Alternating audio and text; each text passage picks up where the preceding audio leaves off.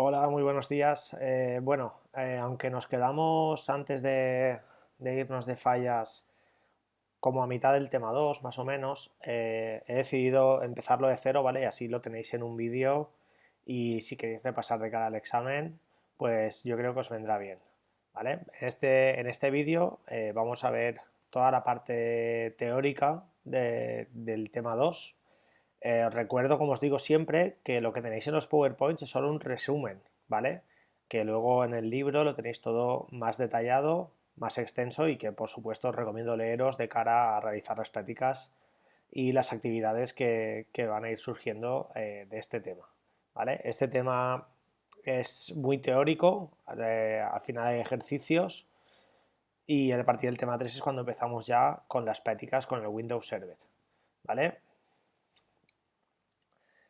Primero era una introducción a qué es un directorio y siempre os digo que un directorio es como si fuese el listado, un listín telefónico, es un sitio donde podemos encontrar un listado de qué es lo que hay, ¿vale? El directorio que nos interesa a nosotros es Active Directory, que viene incluido en el Windows Server y de lo que se encarga es de guardar información sobre la organización en la que estamos, como por ejemplo, ahí guardamos los usuarios, guardamos los grupos que existen en la organización, guardamos nombres de ordenadores, cualquier cosa que puede ser parte de la estructura de red de nuestra organización, o sea, a nivel de sistemas operativos, se guarda y se gestiona desde el Active Directory, también llamado en castellano directorio activo.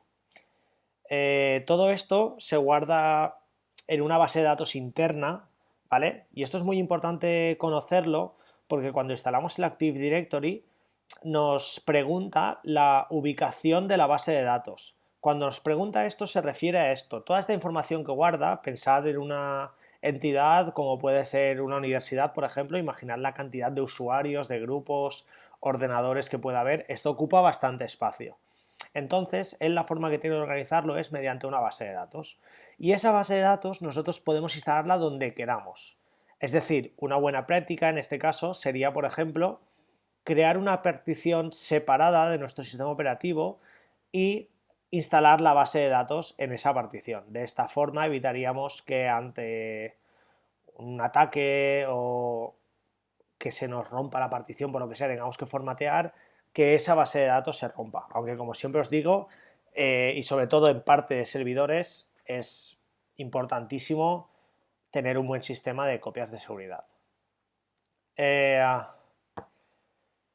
¿Qué nos permite el Active Directory? Bueno, el Active Directory al final nos permite centralizar toda la gestión de todos los elementos de nuestra red. Un Active Directory, como siempre os digo, nos permite que nosotros como administradores de sistemas podamos estar en nuestro despacho con acceso a un ordenador y desde ese mismo ordenador poder estar gestionando toda una entidad, como por ejemplo, imaginaros que estamos en la universidad y que tenemos que crear un nuevo usuario o tenemos que añadir un nuevo programa a un ordenador que está a 1 kilómetro. Bueno, pues yo desde mi despacho podría hacerlo. Por lo tanto, esa es la principal ventaja del Active Directory, centralizar la gestión de todos los elementos de nuestra red de sistemas. ¿Vale? En Active Directory diferenciamos dos tipos de componentes, ¿vale? Esto siempre os cae en el examen teórico, ¿vale? Porque es importante diferenciar entre componentes físicos y componentes lógicos. Ahí tenéis una tablita con cuáles son los físicos, cuáles son los lógicos. Ahora vamos a ver cada uno de ellos en detalle y, y ahora los vamos viendo, no os preocupéis. ¿Qué es un dominio? Bueno, pues el dominio es la entidad más arriba que tenemos dentro de nuestra estructura de red y es la que nos permite agrupar objetos de una forma más o menos jerárquica. Recordad los dibujos que poníamos siempre en la pizarra de zara.com, valencia.zara.com, ¿vale? El controlador de dominio es el ordenador, ¿vale? En el momento que en un ordenador instalamos el Windows Server, ¿vale? O cualquier otro sistema operativo de red, ese ordenador pasa a ser automáticamente controlador de dominio. Es decir, lo que acabamos de definir, nuestro dominio, se va a poder gestionar gracias a este ordenador en el que he instalado un sistema operativo en red. En nuestro caso ahora, en las prácticas que van a venir ahora, Este sistema operativo va a ser Windows Server. Un árbol.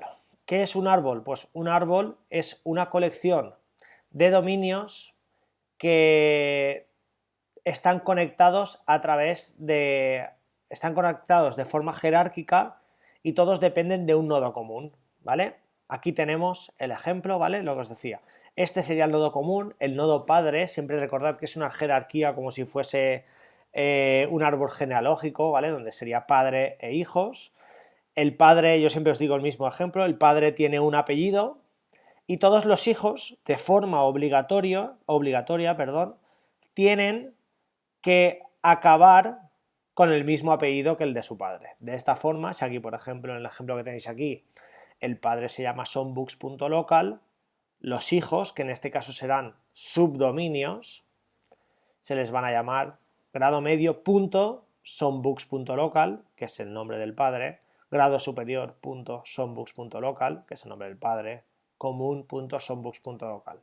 Aquí recordad que siempre lo más importante es que todos los hijos tienen que tener siempre el nombre del padre, ¿vale? El nombre que le ponemos antes, siempre os digo, si no os lo dice en el enunciado, no os preocupéis, ponéis lo que queráis, ¿vale? De esto haremos ejercicios. Por otra parte tenemos un bosque. Bueno, pues un bosque es un conjunto de árboles. ¿Cuál es la diferencia? Aquí tenemos un árbol y aquí tendríamos otro árbol. ¿Y un bosque qué es? Pues un bosque es lo que nos permite interconectar dos árboles que no tienen nada que ver a priori. Por ejemplo, aquí tenemos sonbooks.local y aquí tenemos dominio 2. No tienen nada que ver, es como tener aquí zara.com y hm.es. Son dominios completamente diferentes, pero en el momento que por cualquier motivo yo necesito que esos dominios estén interconectados, por ejemplo, para que los usuarios de un dominio se puedan conectar en ordenadores del otro, por ejemplo, en una adquisición de una empresa grande, imaginemos que tiene Google sus ordenadores y Spotify sus ordenadores, sus dominios, ¿vale? Los usuarios de Google entran en sus ordenadores, ¿vale? Con su Juanra, el dominio Google, ¿vale? Pero si yo me voy a un ordenador de Spotify, no voy a poder entrar con ese usuario, porque ese usuario es de mi dominio de Google. En cambio, si yo creo un bosque, lo que estaré permitiendo es que los usuarios de este árbol puedan ir a este árbol y puedan... Uy, se ha ido. Y puedan hacer exactamente lo mismo, ¿vale? ¿Cómo se crea un árbol? ¿Qué es lo que hay que hacer para crear un árbol? Un bosque entre dos árboles. Pues bueno, esto se hace gracias a esta flechita que tenemos aquí. Esta flechita que tenemos aquí simboliza una relación de confianza. Trust Relationship, que nosotros siempre en los ejercicios lo vamos a simbolizar con un TR. ¿Y qué es una relación de confianza? Bueno, pues es una relación que se establece entre dos dominios para que los usuarios de un dominio puedan ser reconocidos dentro del otro y viceversa, ¿vale? Básicamente el ejemplo que os he puesto es el ejemplo más claro. Un usuario con dominio Google pueda ir a las oficinas de Solvam y pueda utilizar su usuario existente en Google, ¿vale? Las relaciones de confianza siempre son, o por lo menos no siempre, ¿vale? Pero las que nos interesan a nosotros son bidireccionales, que significa que uno de Google puede entrar en Spotify y uno de Spotify podrá entrar en Google. Y transitivas. ¿Qué significa transitiva? ¿Qué es la propiedad transitiva de las matemáticas? Nos acordamos, la propiedad transitiva era, si yo soy amigo de Juan y Juan es amigo de Pepe, por la propiedad transitiva yo soy amigo de Pepe, ¿vale? Esto es la propiedad transitiva, es decir, si Google confía en Spotify y Spotify confía en Apple, Google va a confiar en Apple, ¿vale? Eso es la propiedad transitiva, se transfieren los poderes, por decirlo de alguna forma. Seguimos con los elementos del Active Directory. Objetos. Cuando nos referimos a objetos nos referimos a cualquier cosa que podemos guardar en el Active Directory. Absolutamente cualquier cosa. Usuarios, grupos, unidades organizativas, impresoras, ordenadores, etc. Unidad organizativa. Este es el elemento que más problemas os suele dar, ¿vale? Porque os cuesta más de entenderlo porque es un componente lógico y es un componente bastante abstracto. Yo siempre intento explicaros esto como una forma de agrupar objetos del Active Directory para que sea más fácil manejarlos. Me explico. Yo cuando tengo mi Active Directory, imaginemos, tengo 200 usuarios, 8 grupos y demás. Y me dicen, quiero que a esta carpeta puedan acceder todos los del grupo segundo SMR, todos los profesores y los alumnos que su apellido empieza por C. ¿Vale? Yo aquí tengo dos opciones. O crearme un grupo con todos los alumnos que empieza por C, con todos los alumnos que contiene el grupo profesores, con todos los alumnos que contiene el grupo SMR, y entonces aplicarle los permisos a ese grupo. ¿Cuál es la desventaja de esto? Que si yo añado un usuario a cualquier grupo, tendré que tener en cuenta siempre que también tendré que añadirlo al grupo nuevo. Por lo tanto, esta opción no es demasiado buena. Entonces, ¿qué nació?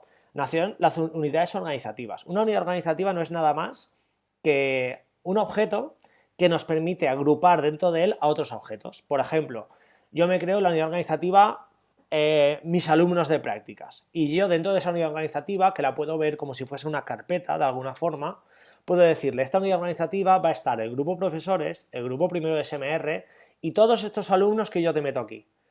Y entonces yo cuando vaya a asignar unos permisos voy a decirle, y estos permisos quiero que los tenga la unidad organizativa que acabo de crear, y así no tengo que estar jugando con usuarios y con grupos. Es decir, al igual que cuando estamos a nivel de ficheros, utilizamos la carpeta para ordenar dentro otras carpetas o otros ficheros, esto es como una especie de contenedor que nos permite tener dentro otros objetos del Active Directory para así hacernos la vida más fácil a la hora de manejar los permisos, por ejemplo. ¿Sí? Continuamos. Más objetos, usuarios globales. La diferencia entre usuario global y usuario local creo que la tenemos clara del tema 1, de todas formas voy a revisarla. Un usuario local es aquel usuario que yo creo en un ordenador y solo voy a poder utilizarlo en ese ordenador donde el usuario ha sido creado. Es decir, si yo me creo en este ordenador el usuario Juanra, después me voy a ir al otro ordenador, voy a intentar loguearme con Juanra y me va a decir que Juanra no existe. En cambio, un usuario global es un usuario que yo lo creo en mi controlador de dominio, es decir, yo lo creo en el Windows Server, usuario, nuevo usuario, y después, desde cualquier ordenador cliente que esté en el mismo dominio que el controlador de dominio, voy a poder utilizar ese usuario que se ha creado de allí. Es decir, yo me creo el usuario Juanra en el Windows Server, me voy a otra clase que está en el mismo dominio que mi Windows Server y voy a poder loguearme con el usuario Juanra. Eso es un usuario global. ¿Vale? También existen los grupos globales, es exactamente lo mismo. También podemos almacenar información sobre los ordenadores. ¿Qué información se almacena? Pues el nombre del ordenador, lo típico que nos pone un churro así de largo del ordenador, y las unidades organizativas que ya las hemos visto. ¿Qué tenemos que tener en cuenta antes de instalar un controlador de dominio, perdón, un sistema operativo u otro? Pues tenemos que tener en cuenta varias cosas, ¿vale? Si vamos a querer un dominio, si vamos a querer varios dominios,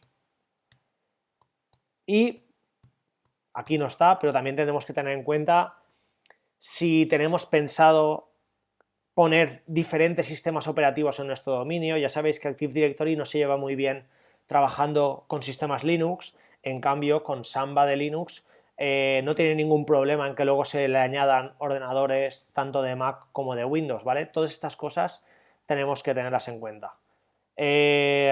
Tras este repaso rápido al tema 2, veremos un ejercicio en otro vídeo, un ejercicio de árboles y bosques.